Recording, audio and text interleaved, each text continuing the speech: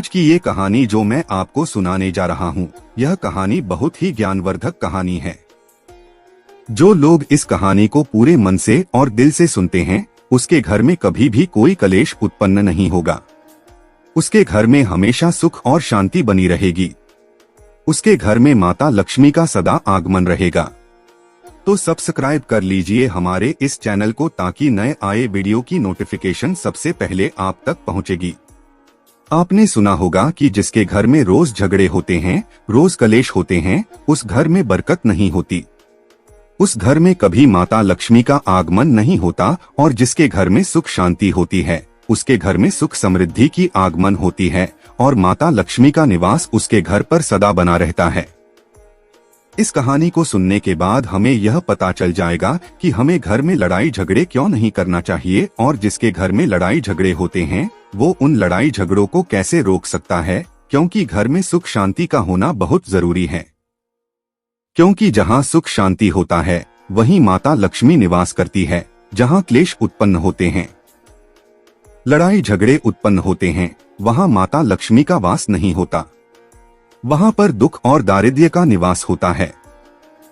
हो सके तो इस कहानी को पूरा सुने। यह कहानी आपके जीवन में बहुत सीख देगी। यह बहुत ही ज्ञानवर्धक कहानी है।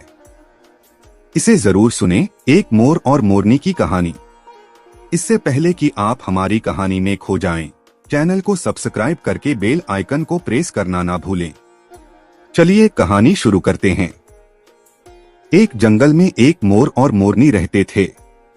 मोर और मोरनी बहुत हंसी खुशी जंगल में रहते थे। एक दिन मोरनी मोर से कहती है, पिया जी, हमें यहाँ से चलना चाहिए। हमें वहाँ चलना चाहिए जहाँ हमारे समाज के लोग रहते हैं। काफी सारे मोर मोरनी रहते हैं। हमें वहाँ चलना चाहिए। मोर मोरनी से कहता है, प्रिय, अगर हम वहाँ चलेंगे तो रोज लड़ाई झगड़े होंगे। हम दोनों यहाँ जंगल में कितना सुकून से रहते हैं। वहाँ जाने की क्या जरूरत है। लेकिन मोरनी जिद करने लगती है, तो मोर भी मान जाता है। मोरनी की जिद करने पर वो दोनों उड़कर एक नगर में आ जाते हैं। उस नगर का राजा पशु पक्षियों की भाषा को आसानी से समझता था। उस राजा ने कराओ शास्त्र की पढ़ाई की थी। कराओ शास्त्र मतलब यही होता है कि पशु पक्षियों की भाषा को समझ पाना। वह राजा सभी प्रकार के पशु पक्षियों का आवाज को समझ पाता था। हर जीव जंतु के आवाज को वह बखूबी समझता था कि वह क्या कह रहा है। दोनों मोर और मोरनी उसी नगर में आ जाते हैं। एक दिन की बात है। राजा अपनी रानी से कहता है कि हे रानी, मुझे बहुत तगड़ी भूख लगी है। आप मुझे भोजन खिला दीजिए। राजा की रानी 36 प्रकार के भोजन बना करके एक हाथ में पानी का लोटा और दूसरे हाथ में खाना का थाली लेकर राजा के पास पहुंचती है। रानी जैसे ही भोजन का थाली राजा के समक्ष रखती है, तो एक चावल का टुकड़ा नीचे गिर जाता है। वहीं पर कुछ चींटियां घूम रही थीं। तभी एक चिंटी चावल के टुकड़े लेकर वहां से जाने लगती है। राजा बैठा सब घटना को देख रहा था। उस चींटी के पास में तुरंत ही एक बड़ा चींटा आता है, और वह चींटा उस चींटी से कहता है, हे प्रिय, यह चावल का टुकड़ा मुझे दे दीजिए और तुम वापस जाओ और उस राजा की थाली से दूसरा चावल का टुकड़ा लेकर आओ। उनकी बातों को राजा पूरी तरह से सुन रहा था, क्योंकि राजा हर जानवर, पशु और पंछी की भाषा को समझ सकता था। तो राजा वहीं बैठा रहा था जब चींटा चींटी से यह बात कह रहा है कि नहीं, मैं नहीं जाऊंगी। अगर यह बात राजा को पता चल जाएगी तो राजा मुझे मार देगा। फिर चींटा चींटी से कहता है कि तुम जाओ, राजा को नहीं पता चलेगा। चींटी फिर जाने की कोशिश तो करती है, लेकिन फिर आधे रास्ते से वापस चले आती है और चींटे से कहती है, नहीं, मैं नहीं जाऊंगी। हो सकता है राजा को पता चल जाए और राजा मुझे मार दे। राजा उन दोनों को देख रहा था। चींटा को इस बात का भान हो जाता है कि राजा हमारी बात को समझ रहा है। चींटा फिर चींटी से कहता है, देखो, लगता है राजा हमारी बात को समझ रहा है। राजा ने हमारी बातों को सुन लिया है, इसीलिए वो हमें ही देख रहा है। चींटा चींटी से कहता है, अगर राजा ने हमारी बातों को सुन लिया है और राजा किसी और को बताएगा तो उसी समय पत्थर का बन जाएगा। राजा चींटा और चींटी की बात को बखूबी सुन लेता है और समझ लेता है। राजा इस बात को सुनकर हंसने लगता है। जैसे ही राजा को हंसी आने लगती है, राजा की रानी रसोई से बाहर आती है। वह जैसे ही रसोई से बाहर निकलती है, राजा को उसे हंसते हुए दिखाई देता है। रानी राजा को हंसते हुए देखकर सोचने लगती है कि शायद मुझसे कोई गलती हुई है, इसीलिए राजा साहब हंस रहे हैं। रानी राजा के पास आती है और कहती है, हे महाराज, क्या मुझसे कोई पाप हुआ है? क्या मुझसे कोई गलती हुई है कि आप इतनी जोर से हंस रहे हैं? राजा रानी से कहता है, नहीं नहीं, ऐसी कोई बात नहीं है, मुझे बस यूं ही हंसी आ गई। रानी जिद करने लगती है और कहती है, आपको मुझे बताना पड़ेगा कि आप क्यों हंस रहे थे। राजा बार बार मना करता है, क्योंकि राजा को पता था कि चींटी ने कहा है कि अगर मैं चींटी वाला बात किसी को बताऊंगा तो मैं पत्थर का बन जाऊंगा। इसीलिए राजा रानी को यह बात नहीं बताना चाहता था, लेकिन रानी बार बार जिद करती है और कहती है, आपको मुझे बताना ही पड़ेगा कि आप क्यों हंस रहे थे। अगर आप मुझसे सच्चा प्रेम करते हैं, अगर आप मुझे अपना समझते हैं, तो आपको यह बताना पड़ेगा कि आप क्यों हंस रहे थे। राजा अब धर्म संकट में पड़ गया है। राजा सोचता है, अगर मैं यह बात रानी को बताऊंगा तो मैं पत्थर का बन जाऊंगा, और फिर सोचता है, अगर मैं नहीं बताऊंगा तो रानी का विश्वास खत्म हो जाएगा। रानी बहुत जिद करने लगती है। कहते हैं ना कि प्रिया हट और बाल हट बहुत तगड़ी होती है। इन दोनों हट से हमेशा बच के रहना चाहिए। रानी के प्रिया हट के सामने राजा को झुकना पड़ता है और राजा रानी से कहता है, ठीक है, अगर मैं आपको बताऊंगा तो बाद में आपको पछताना पड़ेगा। रानी कहती है कि अभी तो आप कह रहे थे कि कोई बात नहीं है, अभी आप कह रहे हैं कि मुझे पछताना पड़ेगा। रानी कहती है कि जरूर कोई तगड़ी बात है, और रानी और ज्यादा जिद करने लगती है। तब राजा कहता है कि तब ठीक है, अगर आप नहीं मान रही है तो चलिए मैं किसी जंगल में आपको एक बात बताऊंगा। राजा रानी रथ पर सवार होकर के जंगल के लिए निकल जाते हैं। जैसे वह घोर जंगल में पहुंच जाते हैं, तब राजा सारी बात रानी को सुनाने लगता है। जैसे ही राजा थोड़ी थोड़ी बात रानी को सुनाते गया, वैसे वैसे वो को धीरे धीरे पत्थर का बनता गया। जैसे राजा ने आधी बात रानी को सुनाई, वह आधा पत्थर का हो गया। राजा फिर रानी से कहता है, हे रानी, मैं धीरे धीरे पत्थर का बनता जा रहा हूँ, तुम बाद में बहुत पछताओगी। रानी कहती है, रे राजा साहब, हे महाराज, थोड़ी सी बात बची है, आप उसे भी सुना दीजिए। राजा पूरी बात बता देता है और राजा पूरा पत्थर का बन जाता है। रानी की इस जिद के कारण राजा पूरा पत्थर का बन जाता है। रानी रोने लगती है और रानी उस पत्थर को हिलाने की कोशिश करती है, लेकिन भारी भरकम पत्थर कैसे हिला पाती, क्योंकि राजा बहुत ही भारी था। राजा पत्थर का बन जाता है और उधर रानी सर पटक कर रोती है, छाती पिटती है, विलाप करती है और किसी जीव जंतु से सहायता के लिए गुहार करती है। इन सब कहानी को मोर और मोरनी बखूबी देख रहे थे, अपनी आंखों से देख रहे थे। रानी के विलाप को देखकर मोर मोरनी को दया आ जाती है। मोर मोरनी से कहता है, ये होता है प्रिय हट। अपनी इसी प्रिय हट की वजह हम उस जंगल में कितना खुशी खुशी रहे थे और यहाँ चले आए। मोरनी मोर से कहती है कि प्रिय, ये रानी बहुत दुखी हो रही है, हमें इसकी सहायता जरूर करनी चाहिए। ये इतना विलाप कर रही है, इसकी ज्यादा तो सहायता हम नहीं कर सकते, लेकिन कम से कम इसको धीरज तो दे ही सकते हैं, यानी उसको विश्वास तो हम दिला ही सकते हैं। यही सोचकर मोर और मोरनी उस रानी के पास जाते हैं और जाकर के रानी को कहते हैं कि रानी साहिबा, जो हुआ वो तो गलत हुआ, लेकिन आप जरा धीरज रखिए, अपने आप को थोड़ा संभालिए। आपके पीछे पूरा राज्य है, राजा तो पत्थर का हो चुका है, अब आपको आपके राज्य का कारोबार आपको ही संभालना है। रानी मोर मोरनी की बात सुनने के बाद कहती है, भाई मोर मोरनी, मैं अपने आप को कैसे संभालूं, क्योंकि अब तो मेरा संसार ही उजड़ गया है, क्योंकि मेरा पति परमेश्वर पत्थर का बन चुका है, और मैं क्या करूं। रानी की यह बात सुनते ही उधर मोरनी के मुख से यह निकल जाता है, राजा पत्थर के कैसे हो गए? राजा तो इंसान थे, अच्छे भले थे, लेकिन ये पत्थर के कैसे हो गए? रानी वही बात बताने लगती है जो राजा ने चींटी वाली बात रानी को बताई थी। रानी वही बात मोर और मोरनी को बताने लगती है और रानी भी धीरे धीरे करके पत्थर की बन जाती है। और जब रानी पत्थर की हो जाती है और राजा तो पत्थर का हो ही चुका था, जब दोनों पत्थर के हो जाते हैं, उधर मोर मोरनी को चिंता सताने लगती है।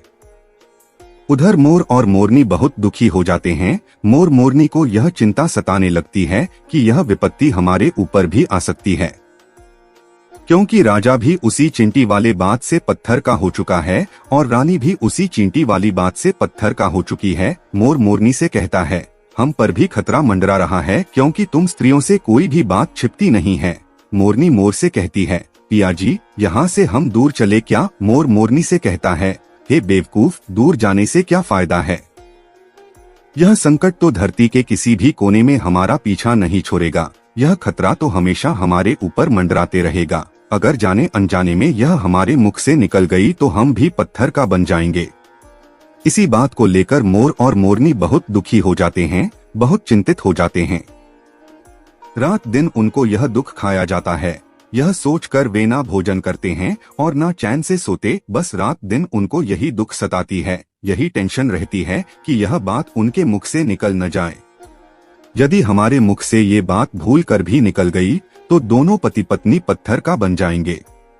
यही सोचकर मोर ने दिमाग लगाया कि यदि मैं सारी चींटियों को खत्म कर दूं तो यह सब खत्म हो सकता है, क्योंकि ये सारा कराधा तो चींटियों का है। मोर मोरनी से कहता है, प्रिय, अगर हम सृष्टि से सारी चींटियों को खत्म कर दें तो चींटियों का संकट समाप्त हो जाएगा।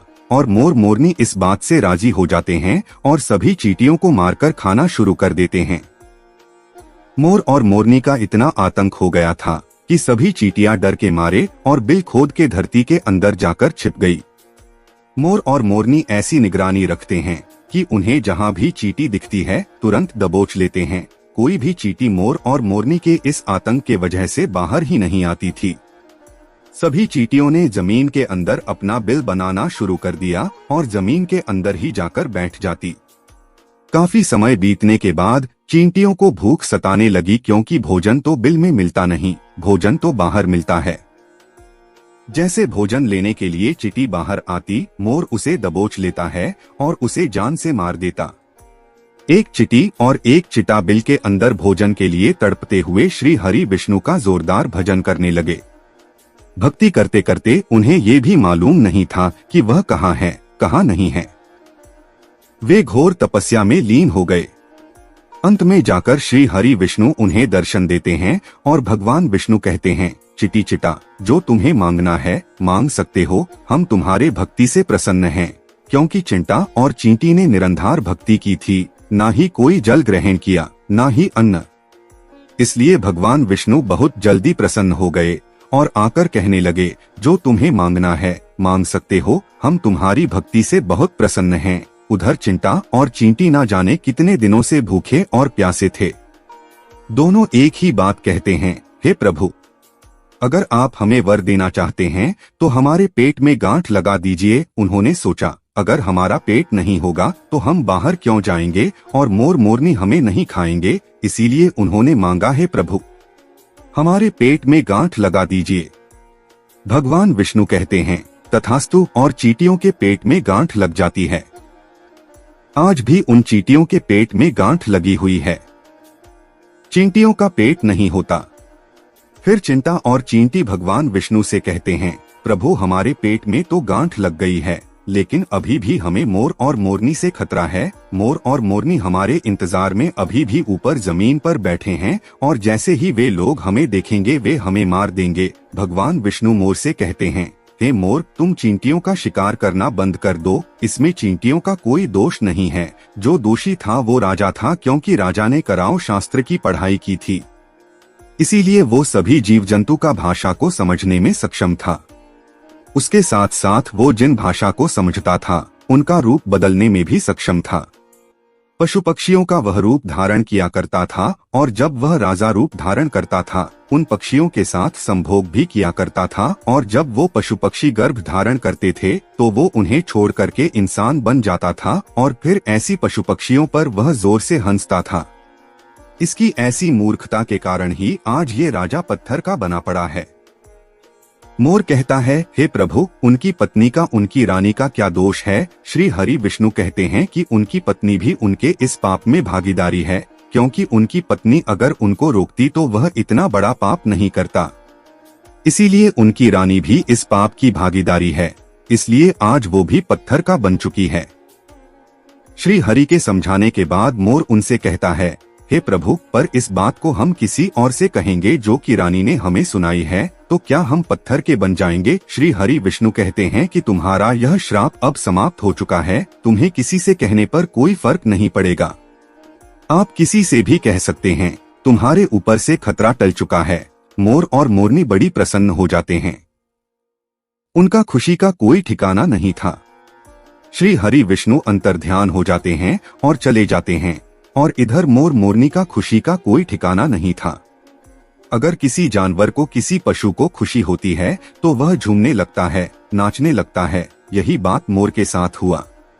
मोर को जब ये पता चला कि उनके ऊपर से खतरा टल चुका है, तो वो खुशी में नाचने लगा, जोरदार नाचने लगा। उसकी खुशी का कोई ठिकाना नहीं था। वह खुशी के मारे पागल हो रहा था। फिर जैसे ही मोर खुशी के मारे अपने पैरों के नीचे देखता है कि फटे बदसूरत पैर मोर के बने हुए थे, मोर अपने पैरों को देखकर रोने लगता है।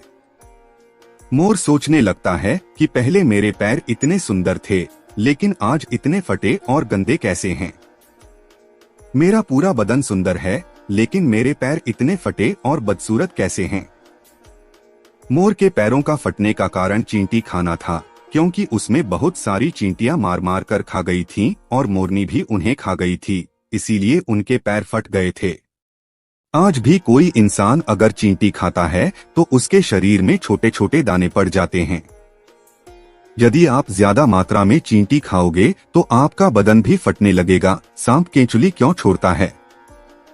क्योंकि सांप चींटी खाता है और इसीलिए उसके शरीर में फट जाता है, अलग हो जाते हैं। इसी तरह मोर के पैर फट गए थे और वे बदसूरत हो गए थे, इसलिए मोर अपने पैरों को देखकर जोर जोर से रोने लगा।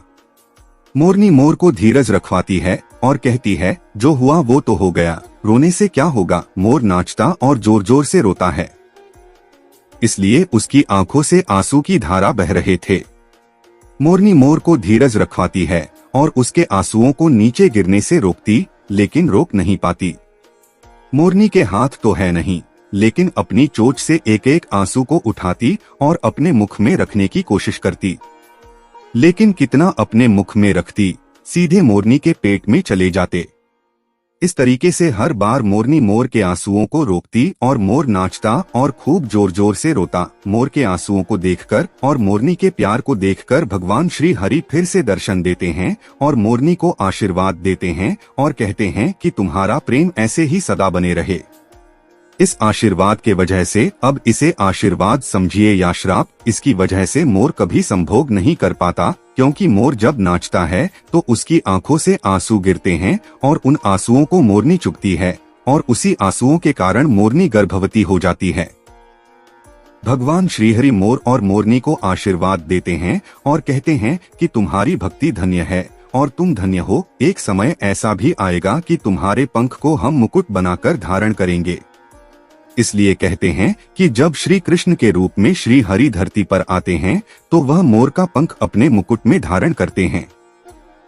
इस कहानी में बस इतना ही, और हम आशा करते हैं कि इस कहानी से आपको बहुत कुछ सीखने को मिला होगा।